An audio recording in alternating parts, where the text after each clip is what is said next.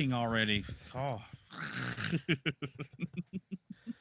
So after the success of part 3 and really kind of sparking the pop culture of the series from here with Jason and the hockey mask, they were smart and decided to roll with that.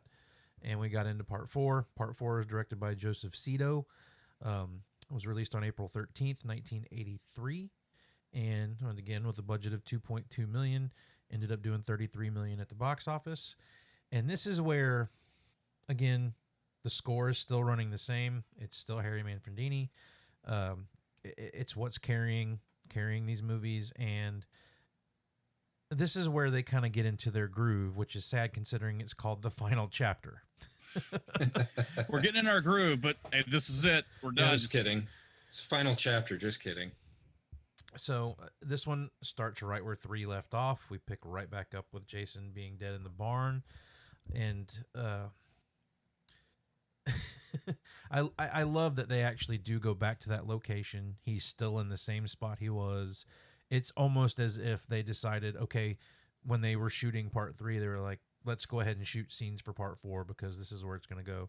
Even they were so close together, and it would be cool going to the movies. You've seen the last one, you come in to see, and it picks up right where the last. I love that. Like when that happens in the Back to the Future series, I thought that was like the coolest thing ever. You know, like 2 movies connecting so seamlessly. And two great movies that already done that years before was like how Halloween 1 and 2. It's literally the same night, right?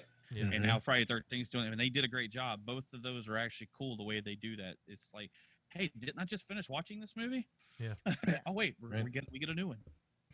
So, but this is where we get, and I think around this same time is when John Hughes was starting to make a name for himself with the Brat Pack and all of that stuff.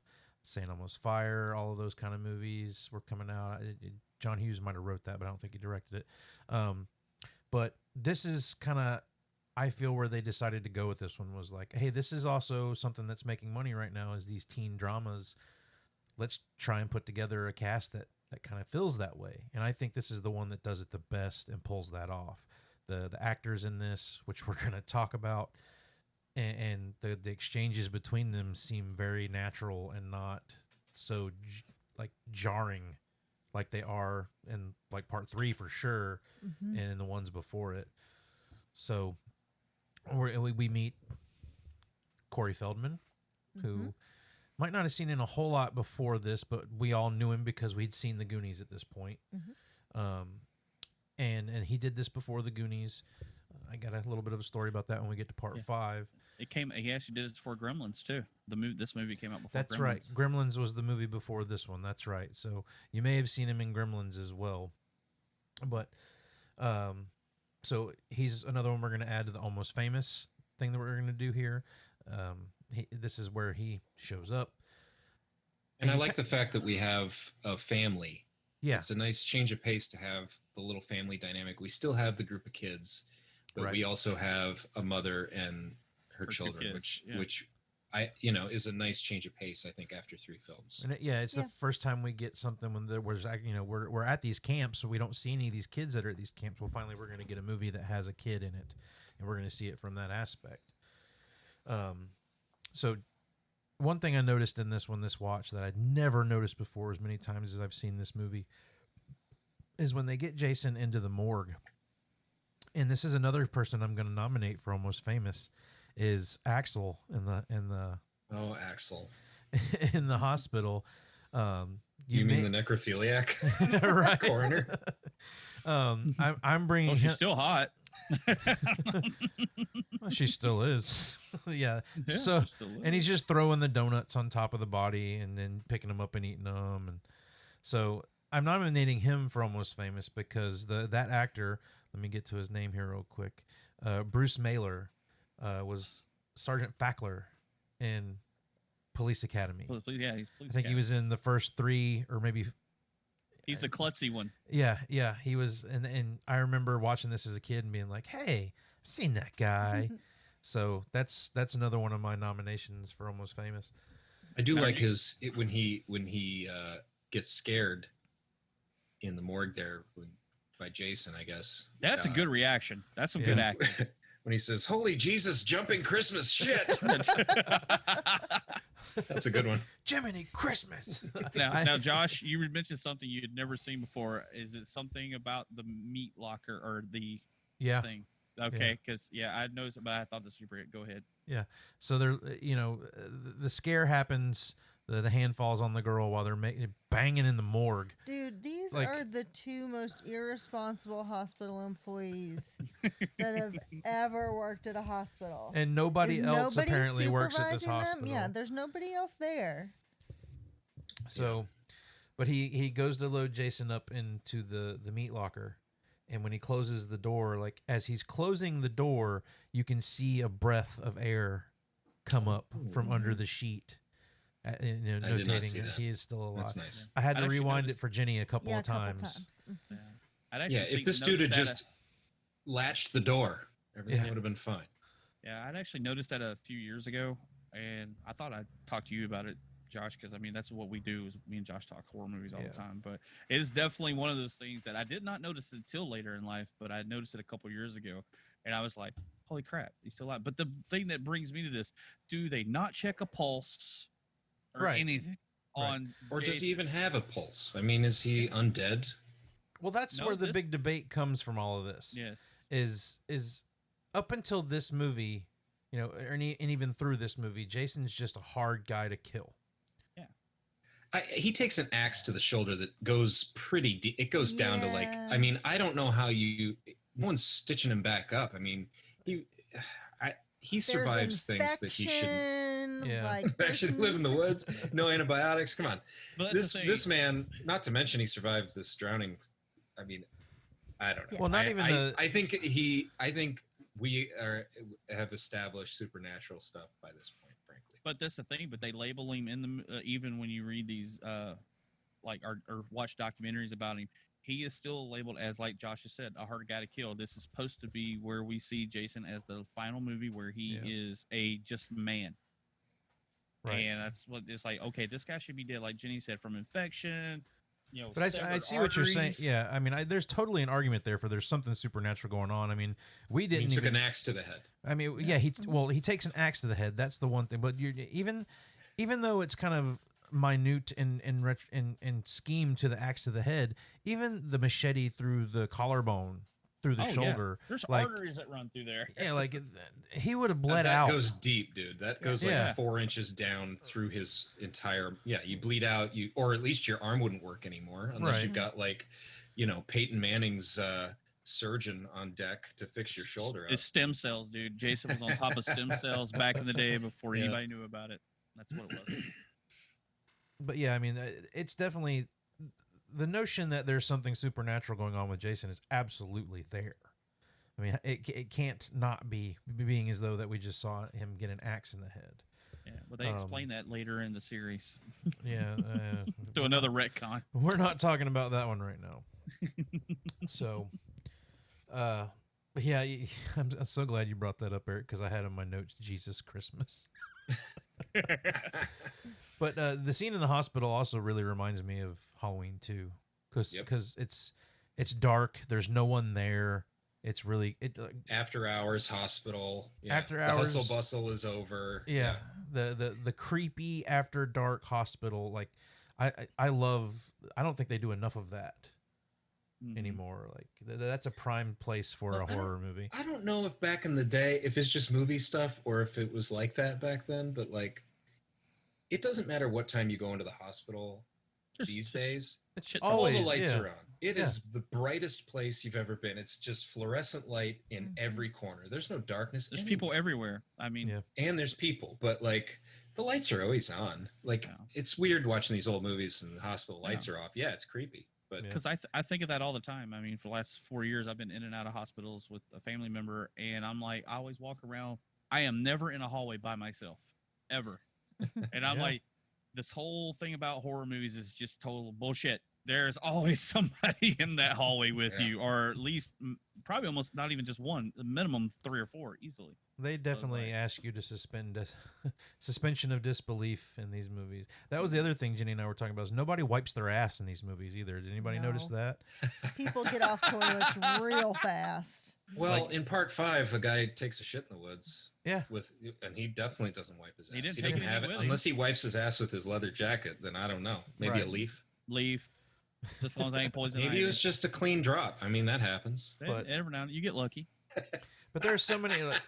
Were outhouses really still that prominent in that early in 1980? I don't feel like maybe out in the boonies.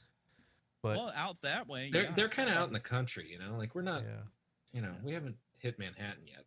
So, yeah, that's the thing that really drives me nuts is watching when people just.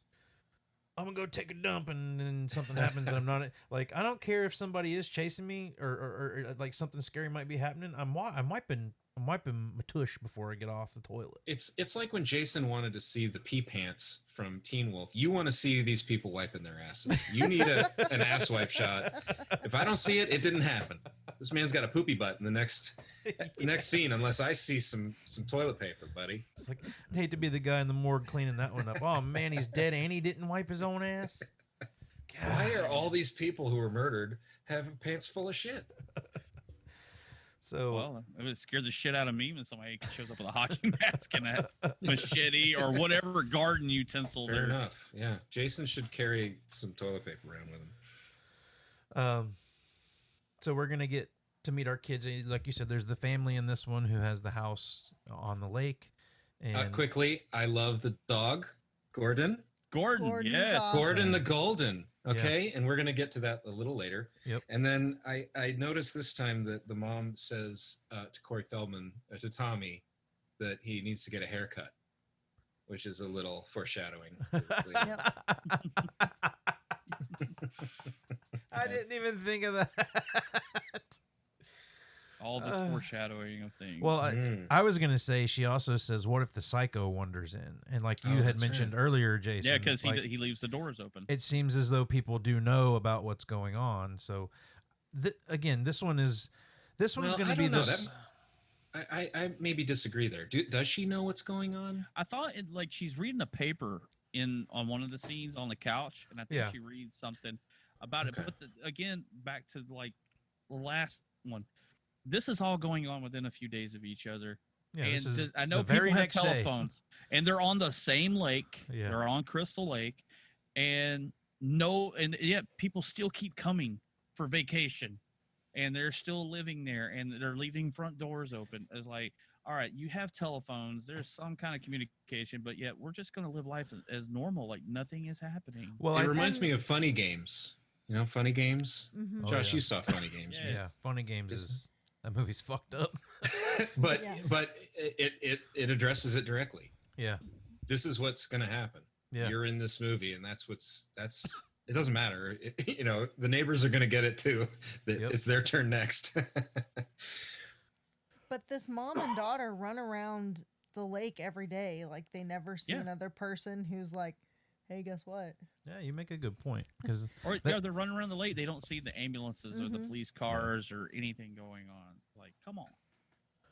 But I still think that this one comes across a lot smarter than the ones we've seen so far.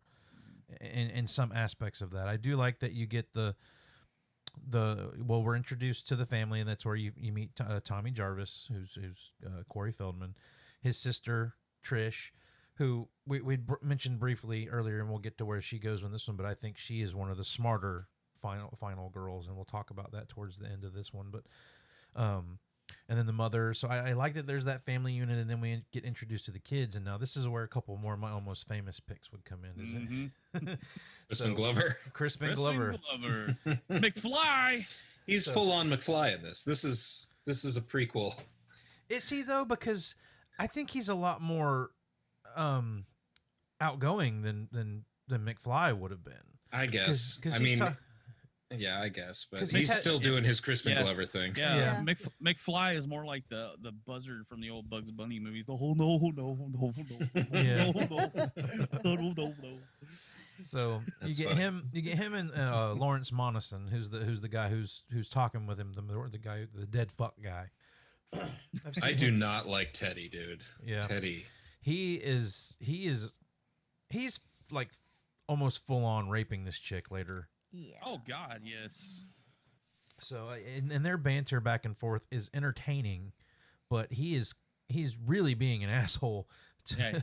to Crispin Glover's character. So, but I just say it. He's a dick. He's a dick. He's unlikable. He's annoying throughout the whole movie. As our prankster for this movie, I'm not enjoying Mr. Teddy. But they do a good job of setting him up to be someone that you want to see get taken out. The certainly the best part of Teddy is when he is murdered. Yeah. Mm-hmm. So, I mean, yeah, you have to do that to an extent. But I like the group of kids. Like, for the most part, Teddy's a dick, but for the most part, the rest of the kids are fairly likable. They're just, one of them's a couple, or a couple of them are or two of the guys and two of the girls are a couple, and so you've got something there with them, and then you meet up with the twins later, which I want to talk about the twins for reasons you probably don't think I want to talk about them. But I just like that they build this unit between these kids, and then like they go to the lake, they meet the twins, and it's just this big unit of kids that are trying to have a good time. You didn't really get that in the third one because Chris's character was so traumatized by what happened to her there, so there's never really a good sense of having a good time until this one, I think. And yeah, they are able to have a little fun. Yeah. And they're trying to get the girl out of her shell. Like, what's her name? I can't. You're talking. Yeah, I know who you're talking about. I can't remember her name. They're trying to, set her up and, Yeah. get her to let loose, and she's Have a just little the fun, timid, shy. get laid. Yeah. Sarah, that's her name. Yeah.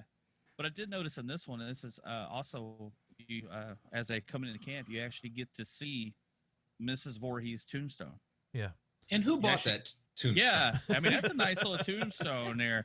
Who paid for that? And it adds to the mystery, and I know Josh has probably written like, whatever happened to Mr. Voorhees? Not this Dun, podcast. dun, dun. Not this podcast. I know, but I'm just saying, if somebody obviously bought that for her, that's a decent little headstone in that little bitty cemetery. It's definitely something that they took liberties with at that time, because at that time, her name wasn't. She didn't have a first name, she was just Mrs. Voorhees.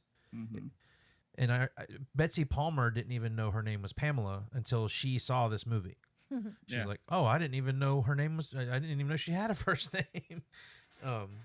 For some, you can prepay for some of that stuff. So maybe she just. I like to explain these things away. It's fun. Maybe she had she had prepaid. Fund. She had that thing already paid for. Maybe before the killing spree, she knew things might go sideways. She took care of it. She's like, I'm gonna start killing these kids, and just in case one of them fights back, go ahead and have my stuff taken care of. Yeah. There you go. I like it. Good one there, Eric. Thank you. That's adulting right there. Thinking ahead. That's right. Plan ahead. Can't live forever. You don't want to leave that to your. Well, she didn't have it. Regardless, moving on. But they also set up Rob, the guy, your hitchhiker in this one. Mm-hmm. He's hunting bear. He's hunting bear. Well, it's also you can't interesting. be hunting for a bear. We had a family introduced, which is new, and then we also have somebody who's actively looking for Jason, which is another fresh idea for the fourth film. All right, I got a question, and maybe I missed it today because maybe I missed it, brother. Which one was his sister? His sister is Sandra. She's the one that was one of the kebabs and the spear scene. She's the girl underneath the guy. Yeah, that's right. Okay, because I watched it again and I'm like, all right, I totally missed who his sister was again, and getting older we forget these things. But I was like, I forgot which one is his sister because that's why he's there. So I like that they introduce him and that he's actively looking for someone that something has happened over this past. But okay, never mind. I'm thinking about something else. I was thinking he was looking for her, but he's actually looking for Jason because of what happened. Yeah, and while it's cool to have somebody like that, they don't do much with it. No, they don't. I mean, he doesn't put up any kind of a fight. I'm kind of jumping ahead, but don't get that far ahead yet. Well, I want to get to that. I want to get that because of a comment Josh made earlier about our final girl in this one. I want to wait till we get to that. Okay. Let's hold it. All right. Hold on to it. I'm holding it. Take it in. But yeah, I mean, you know, you've got a good group of attractive people in this one. Most everybody's likable, but you got your one, you know, the one that's always going to stand out. So you're on board with these people, and I mean, they set Teddy up really well to you want him to be killed off, but the rest of the group are people that they give you enough with them that you kind of care for them. Like they give them more personality than you've gotten from some of the other ones. Jenny's rolling her eyes. I just have to. There's some personality. Most of their personalities are bad. I mean, yeah, Teddy's like a full-on rapist. For compared to kids in previous films, they're given a little more to do. I'll say that. Yeah. And again, you've got some almost famous people here that are kind of going for the limelight. So you got some people who are trying to actually put a performance in that you're going to remember them by. And if you don't remember Crispin Glover from this movie by his dancing... That's what I was about to say. Dude, the dancing is what made that. That's how he got the McFly job right there in Back to the Future, is that dance scene. But whatever he's doing, like your one of your comments was, I want some of what she's taking in Ghostbusters, which I want some of what Crispin Glover's got going on, because that dude is a free spirit when that music comes on. And the music in this movie is... We didn't even talk about a full body dry heave set to music. It's like the man's having convulsions. Somebody get him his meds. I'm gonna have a seizure while I'm standing up. And you can see the girl that's dancing when she's just kind of like, yeah, oh, okay, all right. Yeah, and the other girls laughing at him while he's dancing, but it doesn't affect him at all. He continues to do it. He doesn't care what anybody is saying or laughing at him or anything. For someone who is so concerned with people thinking he's a dead fuck, he doesn't really give a shit about what else they think about him. Yeah, he's jamming his tunes, like some 80s hair metal there, and dancing, you know, to whatever. I hear that people even do that dance at like conventions. Like they'll show up and do the dance. Like they got it down pat, and I'm like, wow, okay, that's danceable. All right. This thing's definitely had some things that have stood out in pop culture for weird reasons. Like you've got the theme song from Part 3, the Disco Jason song. Disco. Boom, boom, boom. You know, that's really popular, and there's this band that plays it at live shows, and they're known for doing it. And it sounds pretty good too. Sounds just like the movie. Yeah. And then you've got people who are down with Crispin Glover's dancing in this one. That's kind of rubbed off in kind of a cult thing. There's some good stunts in this movie too. Like, rather than just, you know, effects, this is kind of the first one where we're seeing people fall. It's actually a lot of people falling out of windows. Yes. All right. I was about to bring that up. What is it with people in the Friday the 13th series jumping out windows, going through them, or jumping out from them, or dogs jumping out the window? Did somebody throw this dog out the window? No, I think he ran away because he was like, dude, this is a guy with a hockey mask. I'm out. Screw the rest of y'all. I know I'm supposed to protect you. But I'm out. In reality, it looks like he jumps up into the window, but it is like breakaway glass, and and I am concerned for the dog. I'm sure the dog's fine. Yeah. But they threw Gordon out a window, and I was not happy about it. I just want the money for the window budget for all the Friday 13th movies. That's all I want. Half the budget went to windows. Breakaway glass. Hey, all right, guys, we got stunts for this, and this. We got 5 windows in this movie. Just to let you know, 5. Like, come on, let's think of something different here. Well, they wanted to go with someone who could be a lot more agile as far as Jason goes in this movie, and that's where we're going to come with the guy who plays Jason in this one was an actual stunt man by the name of Ted White. He's my favorite one out of the bunch. I mean, I think his portrayal of it, even though he's definitely a little older and a little stockier than the last one, like I love the way he plays it in this. And he was, by what I read too, he's a good guy. Like, there's a scene where the one girl gets killed in the float. Yeah. And it was freezing, and she was struggling, and he basically wanted them to cut, even though the director was pushing. And he was like, "No, you need to stop. Yeah. You know, these people it's not good for her." And I also read, like, at the end of the movie, he didn't even want to be credited with playing Jason because of his arguments with the director. Yeah. He's like, "Don't even credit me for this," you know.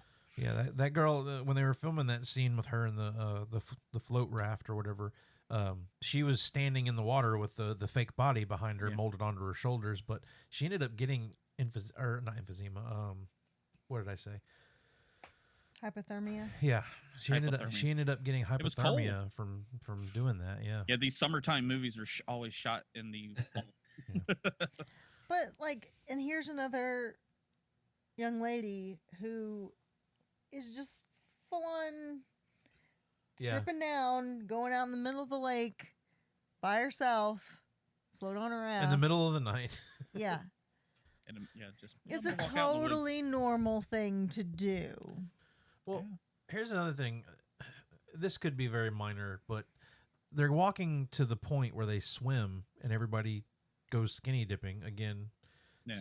something that I didn't think was very normal, and they make it seem normal in these movies. And you get to see a bunch of TNA and whatnot. And then when they meet up with the twins on the path, they say it's a long walk. So I'm thinking it's a long walk to get to the lake. But she seems to leave the house and go straight to the lake pretty easy. I don't know if they were just going to a particular point of the lake. I think it's what it was. Yeah. Because one said, "Hey, I'm gonna go back and get the car," Yeah. and because there's a car there when they're doing the skinny dipping scene, because Tommy and his sister pull up and they drive up in a car. Now I want to talk about the twins because I have a theory about them. Okay. Oh, twin theories. They're the same person. Well, They don't exist. Sorry, go ahead. I've always been a little perplexed by, I mean, I can understand them running into each other on the path or whatnot and meeting up at the lake and making friends with them, but they're at the house and there's this exchange with with a couple of the guys in the party. One of them is dating a girl, then there's Teddy, and then there's Crispin Glover's character. I can't remember his name. And one of the twins is bouncing back and forth between these three guys. Mm-hmm. She's getting laid. That's what she's going for. But it seems to me, and this is just complete theory on my part, but it's always stuck out to me, is I feel like the twins are some sort of con artist. Because if you watch their exchanges in the film, it's kind of like the other one is leading the other one to do something with one of these guys, and she's not doing anything. So what's the con? Is it a conspiracy? They're working with Jason To steal stuff from them or something? I don't know, but it's always seemed kind of weird to me that like this Tina, the one, was not leaving that party without fucking somebody. But when she finally does, her sister's like, "Let's go." Yeah. Well, I think that is her con. She wanted to steal the girl's boyfriend, like she wanted to go in there and take what she wanted to. Yeah. I don't know. Maybe. I see what you're saying, though. They do kind of speak privately and stuff like that, but Yeah. people are way too accepting of strangers in this series. I mean, the girl and Tommy and his big sister pick up that hitchhiker guy, and he's, "Oh, you want to come in for a bite of food, random dude out of the woods with a gun and a big knife." Yeah, yeah. Just hang out. Come on in. You want? Hey, Tommy, show him your masks. Go up in Tommy's room. Now, Corey Feldman's character in this is Tom Savini.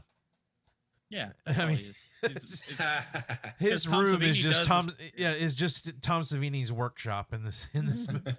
Yeah, he probably just threw the props out of like they had laying around into the movie because like Eric pointed out, Tom Savini comes back to do the special effects in this one after he did them in part one.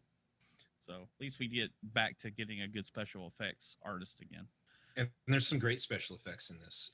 Really good. Some of the best, like the hand split. Yep. Oh man. And Jason's hands in general look more gnarly and screwy. This is when he's got the big funky looking fingernails. Yeah, We're all broken. Yeah. Which makes sense because you do a lot of filming where you just see his hands. So let's pay some attention, give them some attention. And then of course when he's unmasked, he looks crazy. Yeah. It's great. Yeah, the makeup effects in this one are definitely a big reason why I'm into these movies, is because they look really good.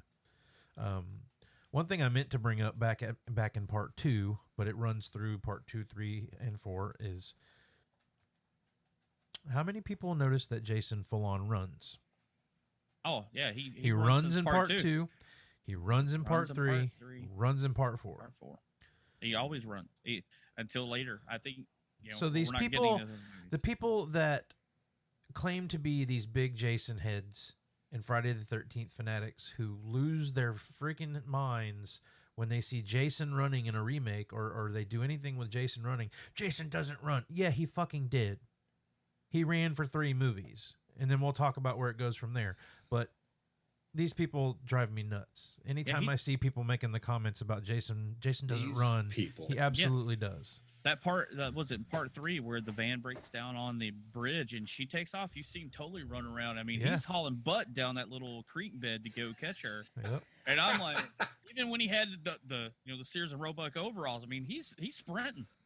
He's like Carl Lewis. He definitely would have had a good run and start jumping in that bedroom window too. Yeah. So he had to do that. But yeah, I've heard the same thing that because the whole remake that happened a few years ago, people griped about Jason running and being so agile. I'm like, did you not ever pay attention? Yeah. Did you not? Yeah. But so all in all, I mean, when it comes down to the kills in this one, and we learn about Rob's sister and why he's actually there to hunt Jason down, it boils into a finale that I think works really well. When they start picking off the kids, you really feel bad for a few of them because, I mean, they're having sex and they're having a good time, but like the girl, Sarah, who's just wants to be with this guy that she's fawning over, finally takes the step to do so. Well, so we're watching this, and Josh says, man, she dies a virgin. And then we're watching this movie, and there's definitely a moment in the shower when they're together that there's a leg up, and I was like, I don't think she's a virgin. Yeah, I think they went brown chicken, brown cow in the shower.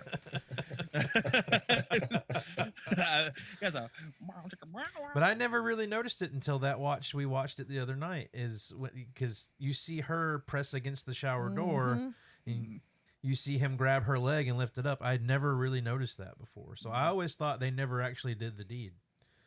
Do you feel better now? The deed got done. Well, Jenny pays attention to that. She saw that leg go up. She's like, I know what's going on right there. Yeah. It might be the only good sex in this entire series. What about hammock sex? How does this actually work? You get on the bottom, I get on.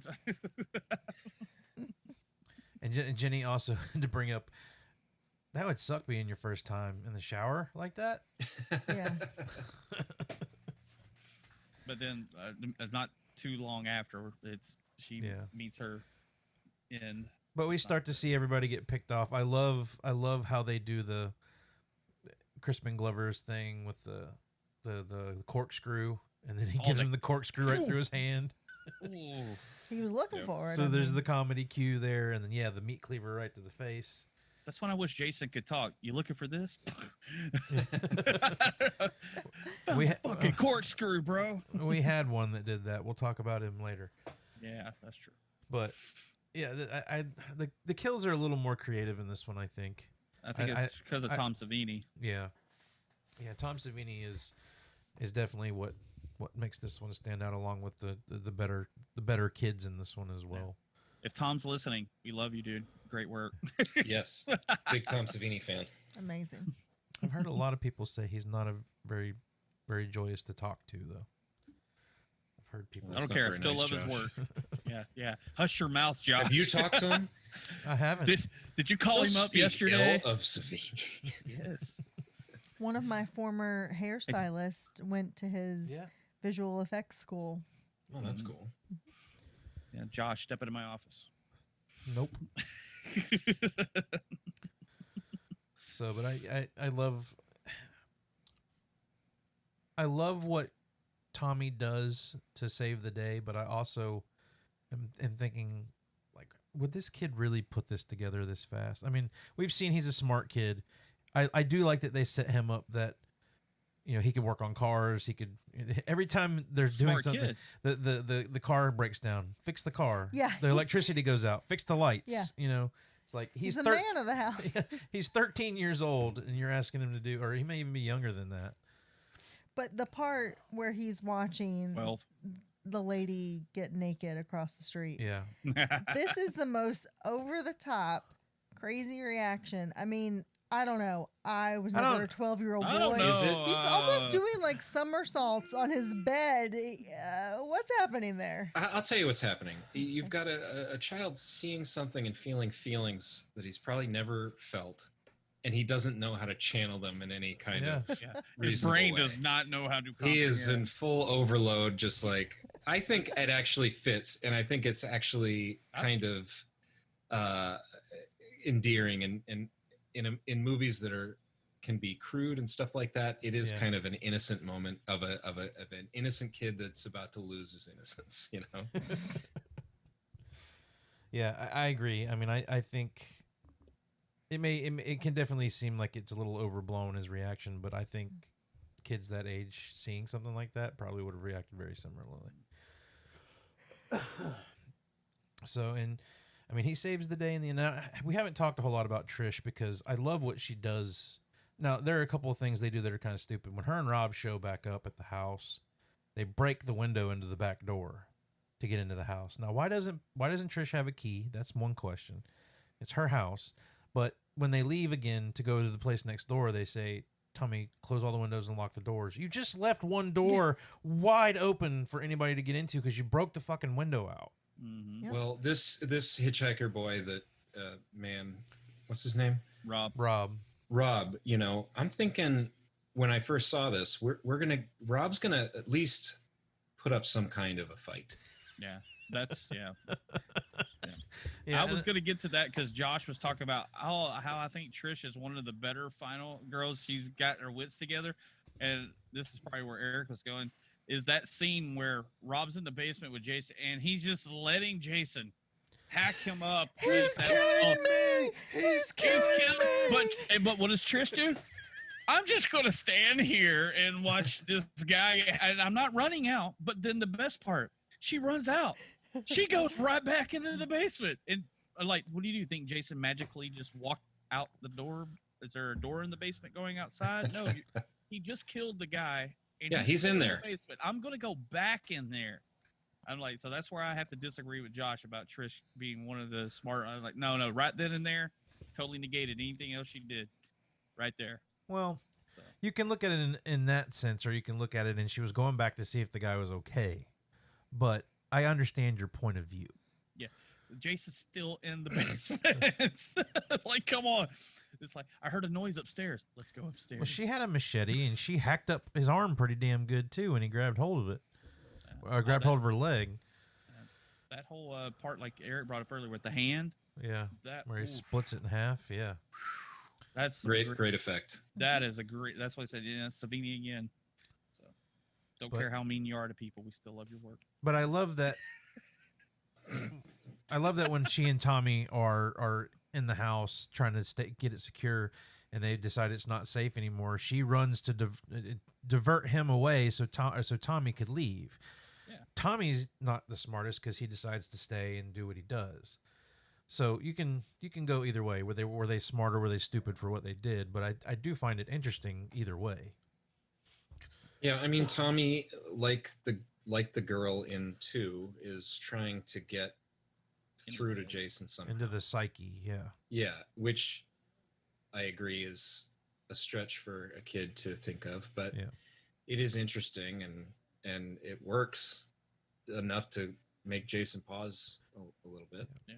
It's like, again, like how Friday 13 keeps going back to something else. Well, we did this in part 2 where the girl acted like it was. What if the kid acts like Jason and tries to get through to him? Well, let's rehash that a little bit. But, but the one thing besides that, we talk about the kills and everything in here, but Jason does his normal thing. He sets up bodies to scare whoever's left. Which is like a haunted house. Yeah, it's just like a haunted house. It's like he's a kid. But that one part where Crispin Glover's character, Jimmy, is freaking railroad spiked to the door, and he just walks up and pulls him down, rips him right out of his hand, because he's like, all right, I'm fed up with these girls running from me. I mean, you almost feel the anger in Jason. He's like, I'm going to kill you. I don't care what's up. But, I mean, I watched that scene, and I actually kept rewinding it, and I'm just like, you just see him grab him and push him down and ripping it out of his hand. I was like, oh man, he's like, I'm done with these kids. Yeah, and gets almost instant karma a few minutes later and gets his hand ripped in half. Yeah, it's like, this is the final one. I'm over it. He's pretty creative with his body placement.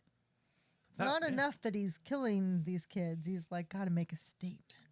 Does part of that time when he between the first film and the second film, does he go work on a fishing boat, perhaps learning all kinds of knots and rope techniques to hang traps and bodies to fall perfectly when the doors open? That's Surprise. Where he didn't drown. His mom got confused. He was in the Boy Scouts. He went on a trip with the Boy Scouts. She thought he was dead. She did what she did, and this is how this all started. Yeah. He's just been learning knots for 20 years. Yeah, that's all. Well, I mean, he did grow up, or he was at a camp. They lived there. You got to learn these things. So. Yeah. All right. But the way they dispatch Jason in this one is great. I love the machete to the face and how he slides down it, and that's a great shot too. And and Tommy just snapping and just hacking away at him. Chop suey right there on the floor. Mm-hmm. And now, but the ending's real bad. Jenny does not like the ending to this one, and they don't go the traditional route of setting you up for that last jump scare on this one, because I for whatever reason, they were saying this was the final chapter, but they kind of set it up to where Tommy's going to end up going psycho. Yeah, it's like that look in the camera. Yeah, you think that like he's going to be Jason next. That's what they were actually trying to set up. Yeah, I don't like it. I kind of do like it, but. It doesn't matter because it doesn't pan out. Yeah. Well, it kind of does, but doesn't. Yeah. Kind of does, but doesn't. They tried to go with it after this one. Of course, it made $33 million off of a $2 million budget. So they were like, no, we need more. Let's do more. So they decided they were going to go with part 5, and that's where we're going now. Directed by Danny Steinman. Came out March 22nd of 1985, and on a budget of $2.2 million again, made $22 million. So amazing. Even this one, which is by far the worst of all the movies we watched tonight, it still made money. So okay, I got a question. All right here, Josh. Let's pause this for a sec for me and you. We have seen this movie how many times, right? Lots. I want to hear it from the two that had never really seen this, because I've seen some of the text going back and forth with our group here. I actually want to hear something from Jenny and Eric about how they felt watching this movie.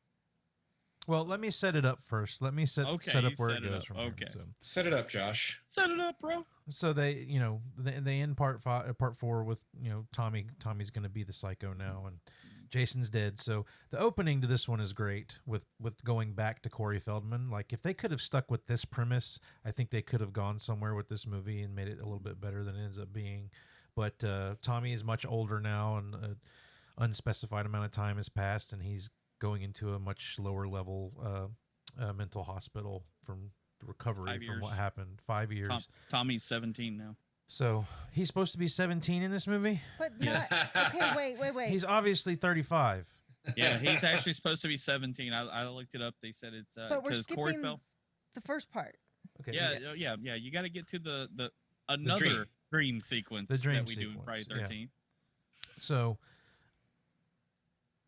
well, what are you alluding to? She's talking about the cemetery. Part. At the very beginning of the movie, you get Corey Feldman walking through the woods, walking to Jason's grave. Yeah, which they apparently filmed that in Corey Feldman's backyard. And I kept thinking when Josh told me that, like, it would be really weird to have a grave in your backyard. Who doesn't? I thought that was normal. Oh, but I guess why the grave was so shallow.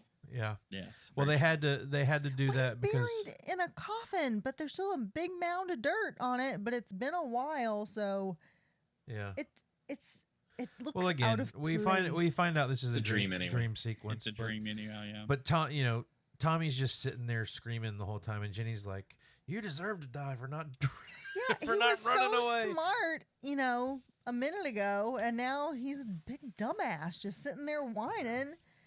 He's kind of a big dumbass through this whole movie. Okay. Okay. All right. But my thing is, that's the Go ahead. setup. So where we go from there is we get into this movie, but let's Yeah. let's do reactions on this one. So Well, I just Jenny, got Eric, one who more won? thing. Go ahead. No, no. Well, I was going to say, because we're talking about the whole shallow grave thing. Jason is buried with a machete And an ice a pick. tool and a tool. Well, it's like a scratch all, like for Yeah. woodworking. And they bury him with them. He's got one in one hand and one in the other, and stabs. And each his mask. And And with his his mask on. mask. Yeah. So But again, that's it's a what dream. So I know it's a dream, but I was just like, but they buried him with everything to kill anybody with. Wow. yeah, he's armed. Exactly. Yeah. All right. Well- yeah. I want to hear the responses from the people who have not seen this movie more than 20 times. Okay, Eric. I'll go. Setting up Tommy as a child, he takes out Jason. He's obviously an interesting kid. He's a creative kid. We've got him now older.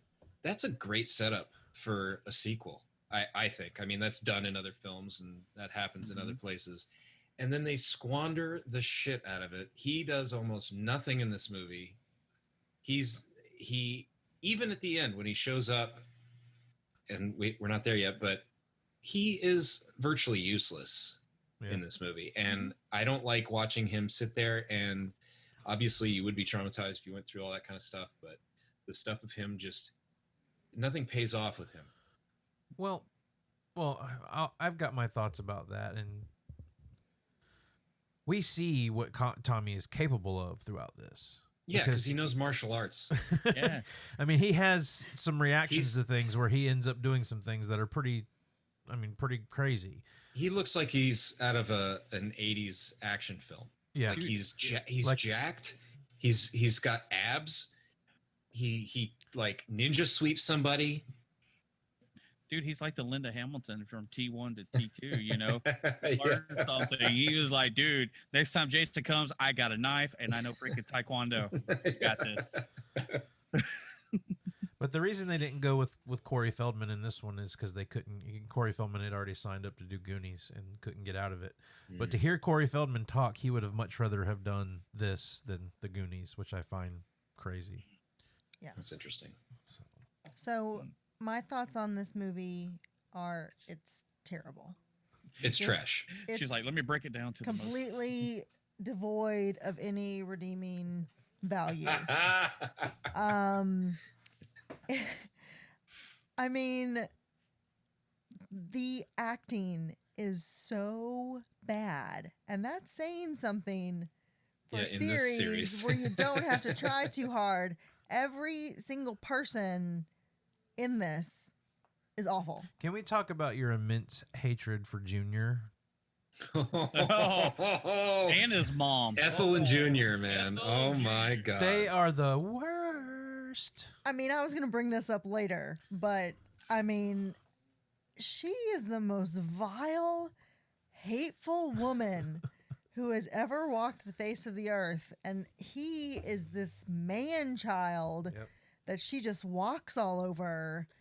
And it's kind of disturbing to watch them. Like, I hate every scene with them because they're completely useless, for one thing, except to be killed. Yeah, they are grating. They, you're just.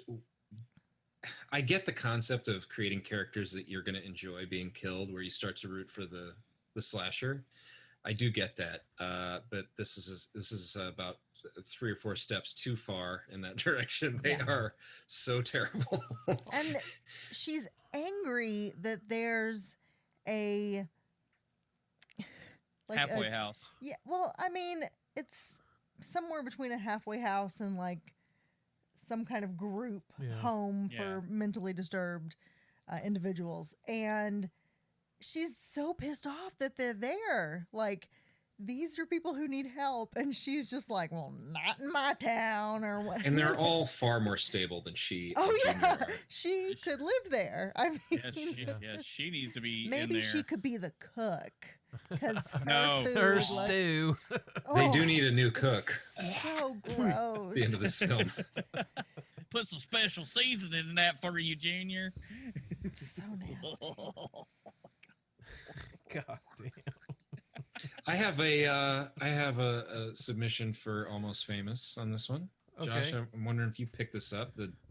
the deputy, the sheriff's deputy, I know. Yep. Richard I got you. Lineback, shows Yes. up in a lot of films after that. Speed, Natural Born Killers, The Ring, Twister, Varsity Blues, man. Varsity Blues. Yeah, exactly. I think he plays a cop in some of these films too. Gets kind of pigeonholed in that, but that's definitely a You guy. actually, I did notice him, but you know a lot more of what he's been in than I did because Yeah. I think Jenny could attest that when I saw him, I was like, "That's the guy from Speed," Yeah. and that's I just all looked at the IMDb. I didn't pull that. I out of picked the him up from Eric Varsity files. Blues as the dad of the quarterback. That's the main thing I knew. That Yeah, when I heard him mean, start talking, because he had the same, southern drawl in his voice, I was like, oh, that's the guy from Varsity Blues. That's right. So one thing about this one that I remember as a kid was they have a kid aspect in this one since Tommy's grown up. Now they've got little Yeah. Reggie the Reckless. Reggie. And Reggie, the guy who plays Reggie, is the best actor in this film. He's actually pretty good, I think. Yeah. Acting like a complete and total brat. Yeah. Yeah. Reggie is terrible. Yeah. Oh man, what? I like How can Reggie. you say Reggie the He's Reckless? Okay, annoying. listen. Go for it, Josh, because We went on a tirade about this last night because I was a kid putting myself in the kid's shoes. I related to Reggie and all that good stuff. But watching it now, he is an absolute he is a brat. He is so disrespectful to everyone he talks His to. In grandpa. this. I mean, It's like I had no respect for Reggie after watching it this time because he meets Tommy and calls him a nut job or whatever. He's like, I ain't scared of nothing. And then I'm not one of you. Yeah, and I'm not one of you guys. Like I'm here visiting. and he's so disrespectful to his grandpa.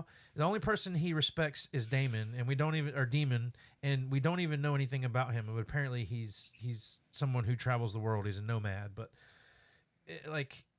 even when Pam agrees to take him to go see Demon, he's like, "Hey Pam, come on!" Yeah. He's just totally so bosses her around. yeah. He's such a brat. Such a brat. That was a great impression. I really enjoyed it. I Can we think get some Josh- more? I wish I could. Josh should do more Reggie. I wish I could Josh. scream like him. Oh, dude. Ooh, lungs, man. How many young? Never mind. Never mind. But yeah, I mean, no one's really good in this, though, are they? Mm-mm. No, I mean, Who's good in this? Give me somebody. Reggie was who I thought was the best. Yeah. And you just shit all over. well, I mean, again, that's the thing. He stands out. He is essentially the best part of the movie because as a child actor and being in what he was in, he saves the day. He drives the tractor through the barn door. Exactly. Yeah, And hits Reggie him. was awesome. Like he's the hero of the day, but when you really look at it, he's a big fucking brat. Mm-hmm. I don't know. Yeah, he's a kid. Give him a I break. know. I think some of the best acting is from Joey and his love for candy bars. Oh no. See, I I- love Joey and his love for candy bars. But if it wasn't for Joey, nothing would have bad happened in this movie. Yeah, I mean, you could arguably blame the guy that kills Joey instead Yes. of blaming Joey. Which No, I I'm don't blaming know that is Joey. All he fair. wants to do is eat chocolate and share with people. Like, That's He wanted to help with the Blame chores. He's just no Joey. good at it because he's got chocolate fingers. But yeah. you know, I really, this time watching it, I mean, I've seen this movie quite a few times. I know it backwards and forwards, and I still continue to watch it anytime I'm watching Friday the 13th, even though it is bad. But I really hate the way they portray Joey here. Just, the kid's got a mental problem. I get it. But like covering his fingers in the chocolate and walking around with a chocolate bar and acting like, I just don't like the way that's portrayed in this. and he's I got a think, chocolate bar in each pocket. yeah, and it's kind of a stereotype or like a caricature of someone Yep. that Right. has a disability, and yeah, And he's it's a little bit insensitive bigger in that guy, way. so it's back to some of the stuff we've talked about in other episodes. Some of the fat shaming that was Yeah. going on with Chunk and Chubb and stuff like that. and the fact that him getting dispatched is what ultimately leads this movie into what it becomes is I just find it really weak. I thought it was they try to go with the whodunit stuff again. They kind of try to revert back to the first movie in that aspect. And again, I don't feel like they do a very good job of setting up where they go with who's doing the killing in this. Well, you could tell like when the paramedic shows up and we got spoiler, warnings at the beginning of this, but when he shows up and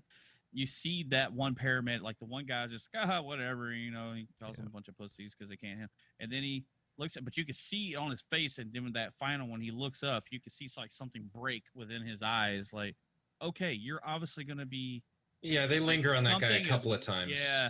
Too. And then, when then they come up, are you talking to me, Sheriff? Or, I'm not talking to you, like that. And then it carries on. But the main thing, and I know this is a big thing for Josh, is when you see Jason, it's not even the correct mask. No. It's not. Right, which is all you need to know, that this is a phony baloney. He's got blue marks on it, no axe mark. I'm like, this isn't Jason. Yeah. That was me as a kid. The first time I saw it, I'm like, that ain't Jason. But the cop, the sheriff's deputy, is so certain that it's Jason Voorhees. Yeah. Like, I know who it is. It's Jason Voorhees.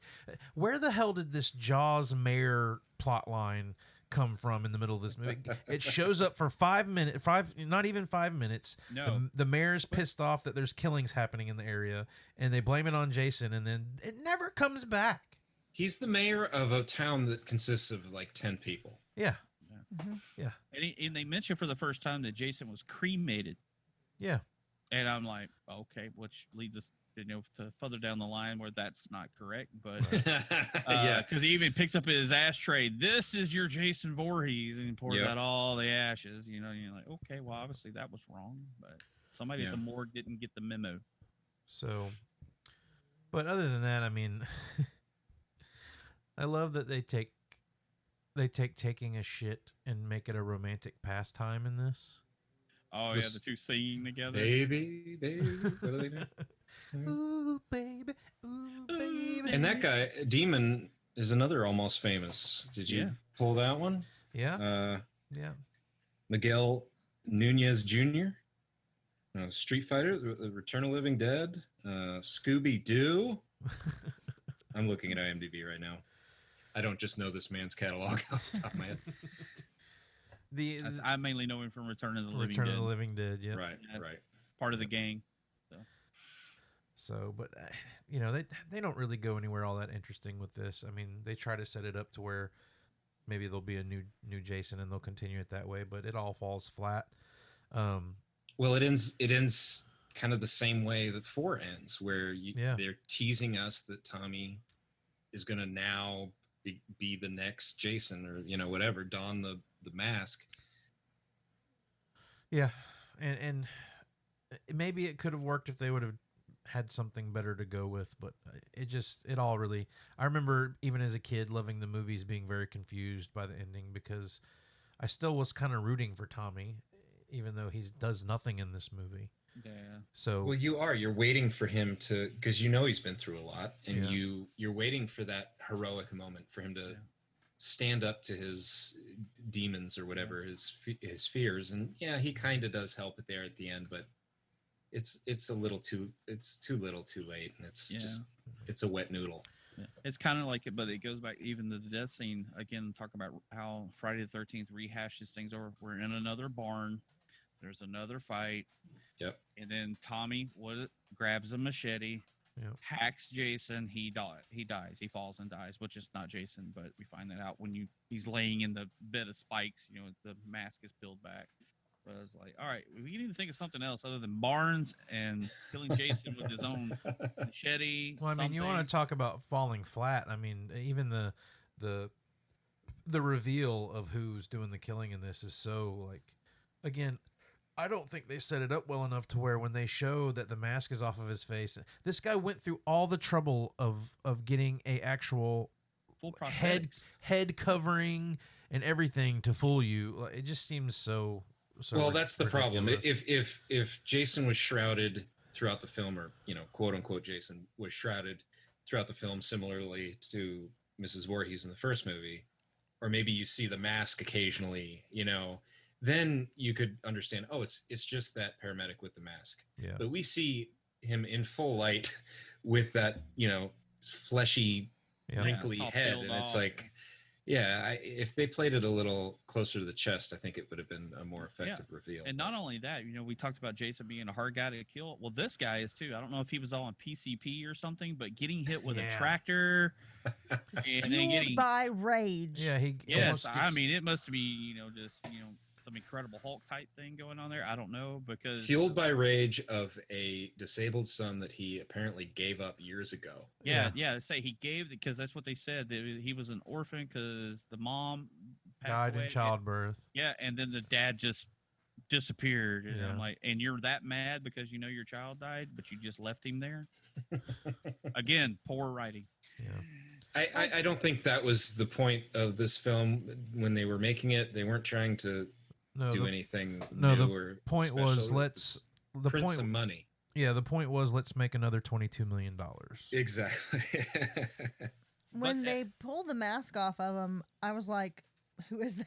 Yeah, Jenny actually she's like, "Who is that?" I didn't even recognize who it was. That's how underwhelming. And I've seen this movie before, and I still didn't remember who it was. Yeah. And then you get the exposition dump with the cop in the hospital. Yep. It's like, oh, well, just in case you were confused, because you probably are, because we didn't set it up very well. Here's what happened. Well, they didn't set it up at all. I mean, you don't know anything about it until that exposition there after it's over. Yeah. You get the reveal face, and you're like, you might recognize him, you might not, but here it is. This is what happened, and you go, oh, okay. Well, some of my, besides, we were just talking about, it was maybe a little bit of lazy writing, but also the guy who did the editing in this movie, I think they were running out of budget. But did anybody ever notice that when what's her name? Pam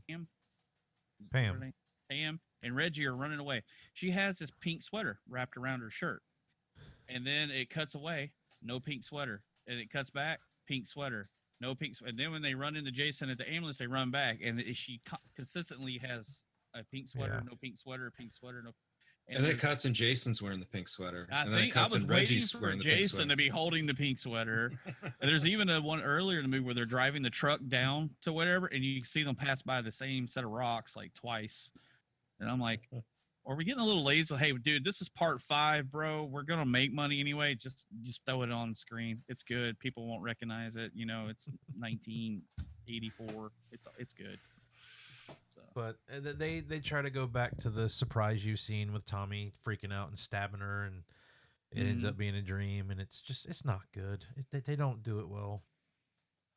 No, it's bad. Too many dream sequences in these movies. And I mean, I do love the movies. They're fun. Like Josh said at the very beginning, they are a fun watch, just a fun thing. Because it's not, I mean, they're great for just what we're doing right now. We're watching them and talking about them and commenting on them.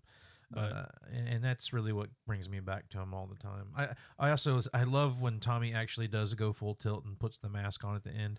Where the hell did he find a butcher knife in a hospital? Well, how did he get the mask? Yeah, or even that. I mean, he pulls it out of a drawer, but you're like, okay, did you just take this from a crime scene? So he was on an IV. Now? He pulls the IV out. He's. It doesn't make any sense. Doesn't matter.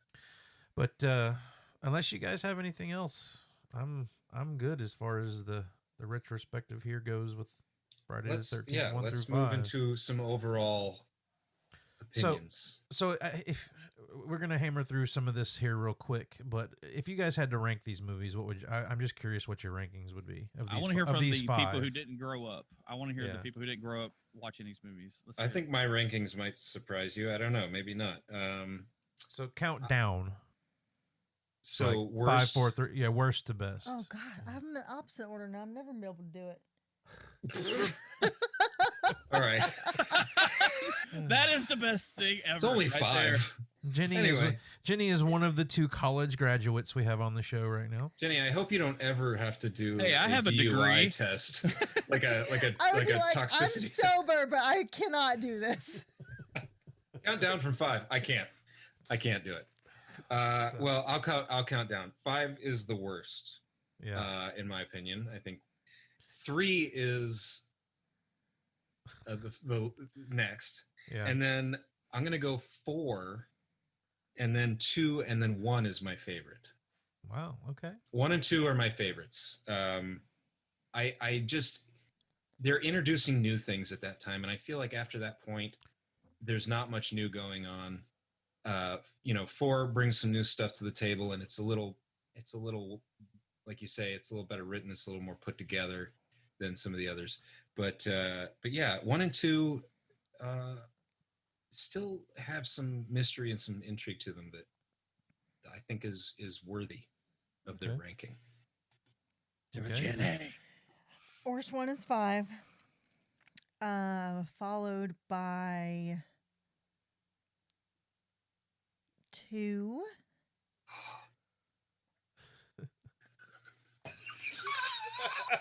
Have you lost count? 3, 1, and 4.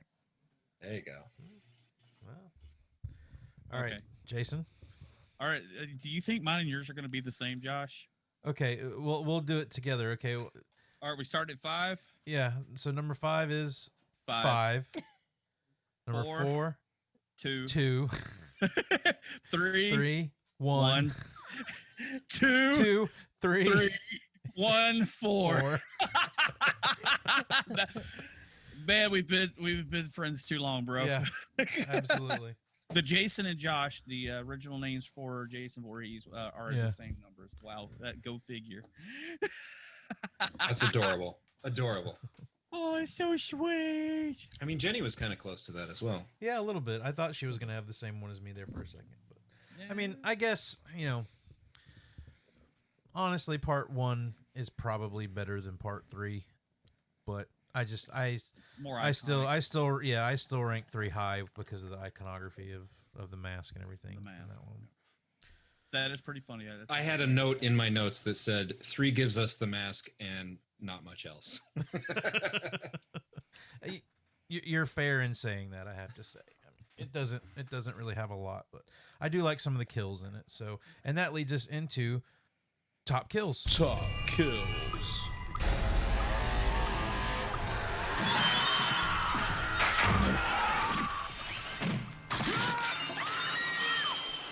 Murder, death, kill, murder, death. Fresh meat. So this is a new little segment we're going to do. I'm planning on doing this with any of the horror that we're going to do. I'm planning horror or anything that revolves around, awesome kills in movies and whatnot. So that's something we're going to start putting into our horror episodes. So top 3 kills. Everybody's going to go around and give their number 3. Then we'll go around and give the number 2. Then we'll go around and give the number 1. So I'll start. My number 3 is part 3. The guy doing the handstand and Jason cuts him in half down the middle. I think that one's pretty damn good. So, man, that was on my list too. So, well, if we have the same ones on the list, that's fine. But it's just interesting to see where we go. So, Jenny, what's your number 3? My number 3 is actually from part 5, and it's the garden Shears girl. Jason comes down. Oh, with the eyes. On her head with the huge garden shears. All right, Jason. Yeah, the girl that's just laying nude in the woods. Yeah, I'll talk about that there's later. like people walking around for no reason. All right, Jason, your number 3. My number 3 is from part 4, where Jason first shows back up to Camp Crystal Lake and meets our young hitchhiker on the side of the road, and he walks up behind her while she's eating a banana, and he stabs her through the throat, and you see her squish the banana out. I love the banana squeeze. Yes, absolutely. Squishy. That one That's a definitely. great one. That one definitely stood out a lot when I was a kid. I loved the fact that. she That's why squeezed I the put it banana. on there. I remember that one so much. So Eric, your 3rd. Well, let's say I'm going to go with number 5 with part 5 again. The belt crank. Yeah. Just right after the girl, the belt crank on the tree. It's creative. It's a nice effect, and it's so brutal. It's so brutal. I did want to make a comment on it because the kills in part 5 are kind of weird in nature. Like, just the garden shears in the eyeballs and that stuff, and then the belt around the eyes. Definitely not something I think would have been on most people's like list of how to kill somebody. Right. They're getting more creative. They're getting more outlandish. Right. Yeah. So, my number 2 is going to be, it's kind of a tie actually, but it's head crushes. I'm going to go ahead and say Rick's head crush in part 3 and the one from part 4 where he smashes through the shower and crushes the dude's head against the wall. That is fucking brutal, bro. All right, we got to stop at this, Josh, because I'm having to cross off my freaking list, bro. Stop. They Use can be keep the it. same. Keep it. Yeah, Keep just it, say yeah, it same doesn't here. No, I kept a whole list to get 3 out of them. Yeah, I have more than 3 as well, but while you're doing that, I'll go.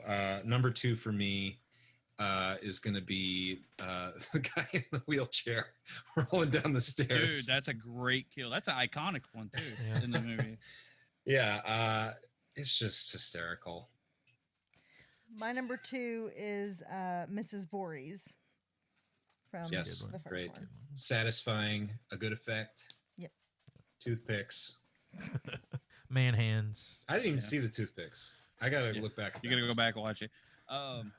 My number 2, it was the whole thing, and it's from part 4, where the whole thing where you don't really see it, but you know what happens. It's when the one twin sister goes to leave on the bike, and all you see is the lightning flashes, and you can actually see Jason kill her in the shadow, Yeah. and yes. then all of a Good. sudden she flies and sticks to the side of the house. Yeah. In the next scene, I was like, that's a cool one because you have to really watch what's going on because you see her standing at the bike and then him walking in to kill her. Yeah. I thought that was pretty, a good imagination on that kill. Yeah, they could have just had the silhouettes of him stabbing her, and that would have been fine with it. Yeah. They didn't even need to throw her against the house for me. Yeah. But my number 1, hands down, is Jason's death in part 4. The machete to the face and sliding down the machete. Like, doesn't have to be the kids, guys. Like, they kill Jason pretty freaking awesomely in part 4. So that's my number 1. There you go. So, Jenny, your number 1? My number 1 is Wheelchair Guy. Yeah, I wheelchair just guy. Loved that so much. Maybe that's wrong, but yeah, when he gets the freaking machete to the face and all the way down, I mean, it's great. It's funny, and it ends with like a slow mo like freeze frame. Yeah. It's just the whole thing is just so over The fade top the fade to ridiculous. white instead of fade Yeah. to black. Yeah. Exactly. Jason, your Eric? number 1? Oh, you are doing me. Okay. Yeah. We kind of went well, out I of was- order on the last one. I was going to go number 1 was the head crushes because they're pretty violent. Yeah. But since I had enough, I'm going to go with another one that was very iconic to me as a kid and it really stuck with me. And it's the hacksaw to the neck, turning the head Yeah. all the way around in the morgue when he kills your police academy guy. Yeah. Just that, you see the hacksaw go into the neck and then you can actually hear his head turning backwards. It's like, Yeah. ooh, ho, ho, ho. Thank you. And that's from part 4 also. So thank you, Tom Savini. That was freaking fantastic. Yeah, Eric? and I have Tommy Kills Jason probably as the best kill effect. Visually it is awesome, like you say. But I also I'm gonna go with Ice Pick on Alice in the beginning of part 2. I just feel like you don't see it coming. You think it's gonna be some cat and mouse business. There's not. He just takes her right out real quick, and I thought that was probably the most surprising kill for me in the whole 5 films. So I'll go with that. That works. Cool. All right. And another new segment for us is Almost Famous. Almost famous. I know that, dude. I don't know them. Haven't you ever heard of that guy? What's his name? That one with that guy who was in that movie that was out last year. And we've mentioned a few people in talking about these movies. We've got Kevin Bacon, Corey Feldman, Crispin Glover, Lawrence Monason, who's and Bruce Mailer, Fackler, Police Academy, and then there was a couple that Eric had mentioned. So, I mean, out of those people, we're going to narrow down, where they were at in the time and what they went on to do. Like, I think the obvious winner for Almost Famous in here is Crispin Glover. What? Yeah. No, well, he would be because it's called Almost Famous because we know Kevin Bacon he went to be Mr. Footloose and everything else in the world, but Crispin Glover just kind of stayed right. You here. only want somebody who's going to be kind of famous. You don't want the person who's going to be the most famous. This is whoever you can I'm pick glad whoever this you is- want, but This has been firmly established. I agree with Josh, though. I agree with the Crispin I've Glover thing. misunderstood. Well, I mean, you could look at it category. two I mean, ways. he leaves this and goes to Back to the Future, where Well, he's I think they're almost famous in the movies we're talking about, and then they become famous. yeah, they're almost famous in the film, and then they later become famous.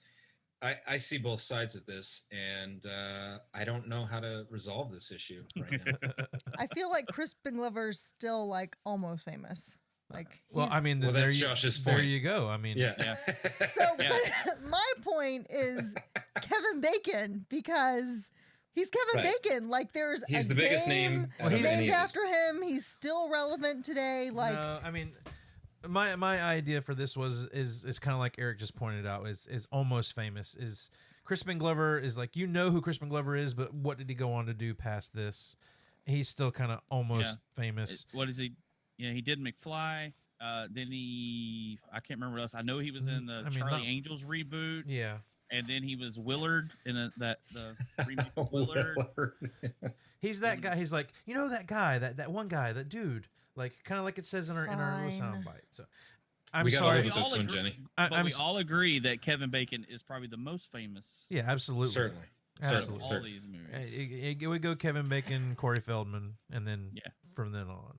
But I'm more or less, kind of like, who's this that, like, this guy, you've seen this guy, but he's not, you can't quite place who the guy is. I get it now. So, but that's my opinion. So how do you does anybody else have any arguments on that? Come No. on, Eric, what you got? Or do you Well, agree? I think that's fair. This can mean whatever we want it to. Let's be honest. So if it makes a good discussion, we'll talk about whoever. So, but that would be, I mean, in my opinion. Or if Crispin our Glover. listeners would think that they have a better clarity on this, Yeah. tell them to email us, and we'd like to hear what they think. What do you think it should be going on to being uber famous, or just somebody who kind of stayed under the radar? You tell us. So, all right, and then we're not doing staff picks this week. We're giving staff picks a break this week, so we're going to close out the show with a new segment that we're going to do, and we're going to stick with this. Is not necessarily our rating system, but just something we want to throw out there at the end of when we talk about movies. So we're going to call this one The Good, the Bad, and the Ugly. The good, the bad, the ugly. The name kind of speaks for itself. Everybody's going to tell something good, something bad, and something ugly. Ugly can be kind of construed in a few different ways. I mean, it's just basically, if there's something that stands out in the movie that just doesn't hold up well, if it's something that it looks bad CGI, bad makeup, whatever, any of that kind of stuff. So that's kind of where we're going with that. So I'll start with the good, the bad, and the ugly. The good is Jason, the guy who plays Jason in Part 4, Ted White, is. I love him as Jason. I wish, we'll move on into who portrays Jason later and down the road in the movies. But as far as these go, like I kind of wish he would have been the Jason for all of them, because I think he comes across very well. And, along with that is Tom Savini. Tom Savini really makes, the better half of these movies that we watched tonight. So He should have been through all of them. yeah. And the bad is the pacing all throughout all of this, and bad story in a lot of these movies is just bad writing for Part 5 in general. I mean, just the fact that they make taking a poop romantic is just ridiculous to me. It's the best part of the film. And the ugly, I'm just gonna say timeline and continuity just isn't there. If I was going to change something about these movies, I would definitely say let's work on the continuity a little bit more. Continuity. Mm-hmm. Jenny, good, the bad, and the ugly. The good, the kills are fun. I mean, who doesn't want to see people get machetes to the face? But honestly, the good part about these 5 movies as a whole is if you kind of bunch them up all together, they give us the Friday the 13th reboot with Jared Padalecki. So, in my opinion, it's the best of That's the only all Friday of 13 she these, cares about. all of these movies in one movie. Does Jenny just create the hottest take of the podcast? Yes, she did. She did. Yep. The kills Spicy are hot. better, the plot is better, the acting's better, it's funnier, and the sex is better. Oh, there you go. I haven't seen it, so I'll have to check that out. Straight from the lady's point of view. Mhm. Right. And the ugly. I didn't get to the He bad. hasn't done bad yet. Oh, the bad. I'm sorry. Yeah, bad. Gosh, this is your segment. So Sorry. Man doesn't even know his own segment. the bad is like the redneck mom and Junior. Those people are so bad. Like, I hate them so much. And then also, I don't know what his name is, but in part 5, Two Pumps McGee over here with the girl in the woods. She Left her should there. have had a better send off for before she got the garden shears. Not to be, crude, but I fully expected when he went off to do whatever that she was lying there all naked looking happy that she was just gonna, finish herself off, because she definitely did not with the guy. Oh, Jenny. That is the best ever description, Jenny. Gold star for Jenny tonight. I hope Jenny coming in hot. this segment. She has got it. She's all about the sex on this whole good, bad, and the ugly thing. We've all been good too. Yeah, us guys. all the sex. We've been total gentlemen the whole time. Yes, Leave it to the Jenny three- to go I'm through just with saying, The it. girls aren't getting their fair share in these movies. I said the three They're of us have kept acting it like quiet. they are, but it's an act. These are young men. They don't have experience. Jenny puts it right out there, right in your face. Love it. Love it. And the ugly, the girls being super comfortable with being naked all the time in front of whoever, whenever, wherever is terrible. Nobody does that. I don't think anybody's ever done that.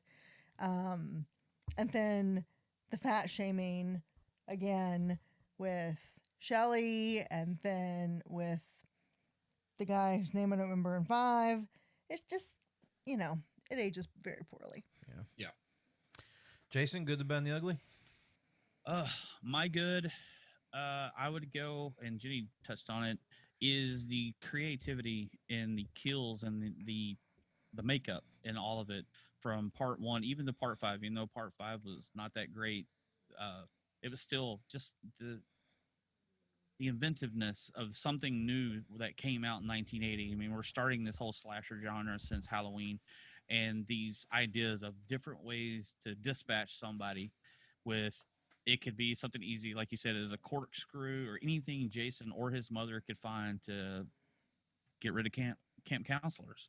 Yeah. And I think that was really cool for that time. They started a whole new thing. It's like, all right, now we have to outdo everyone. And they made that hard for other movies later to come along and outdo what Friday 13th did. Yeah. So, but that was That's what how I we was, get to Saw.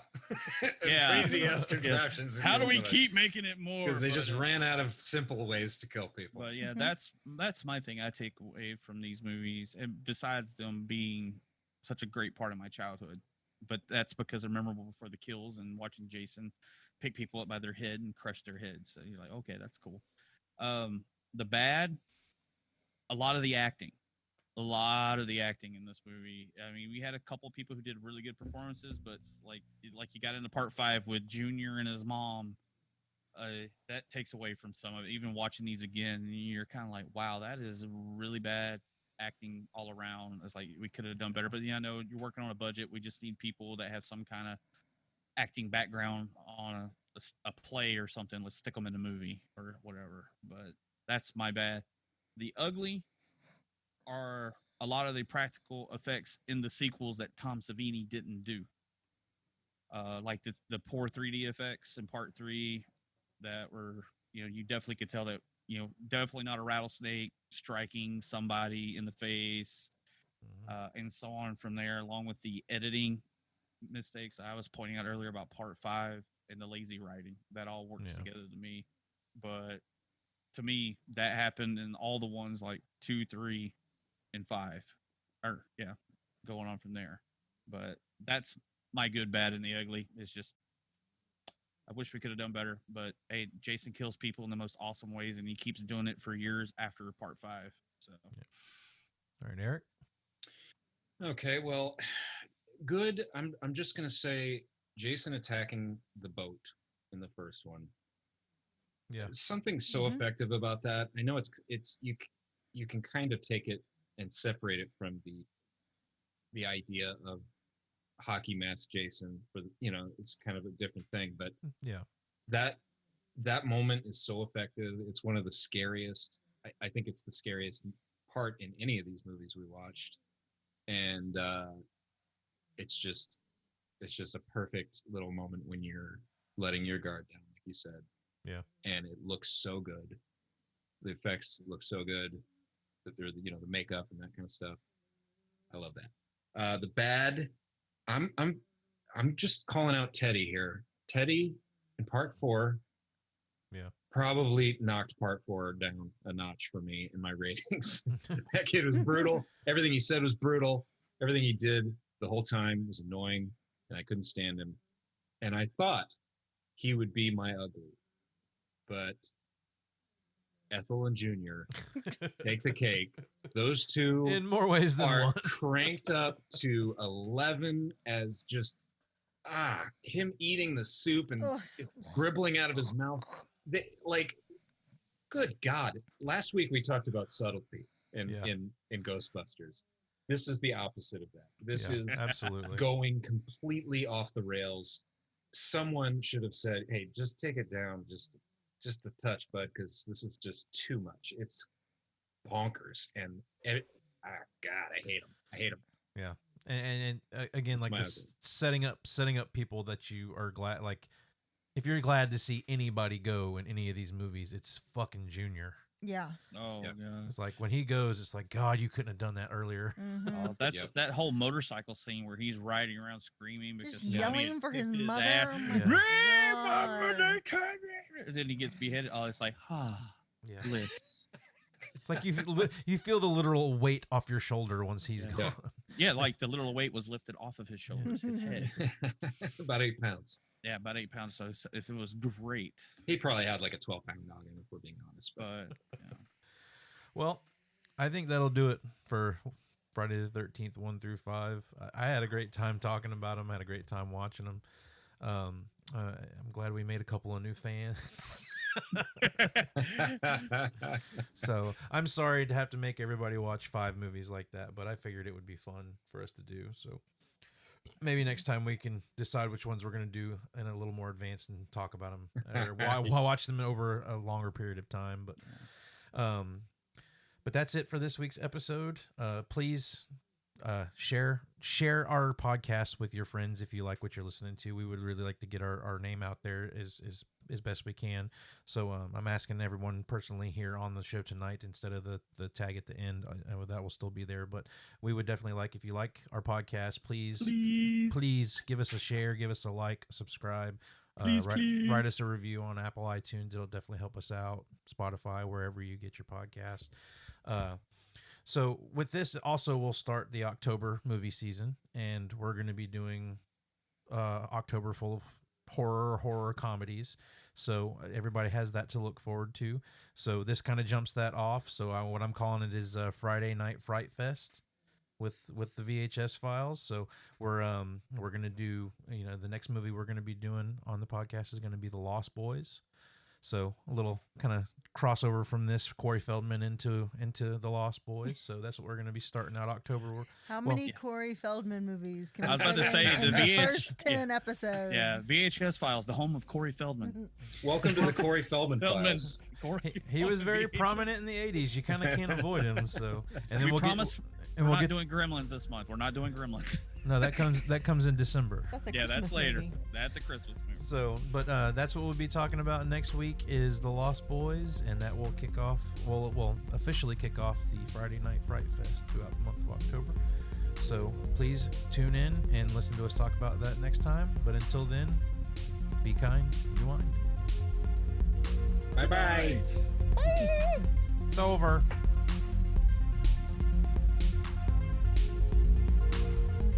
been listening to the VHS Files podcast. Watch a few movies, take a few notes. If you like what you heard, please subscribe and drop us a rating and a review wherever you get your podcast. It was fun.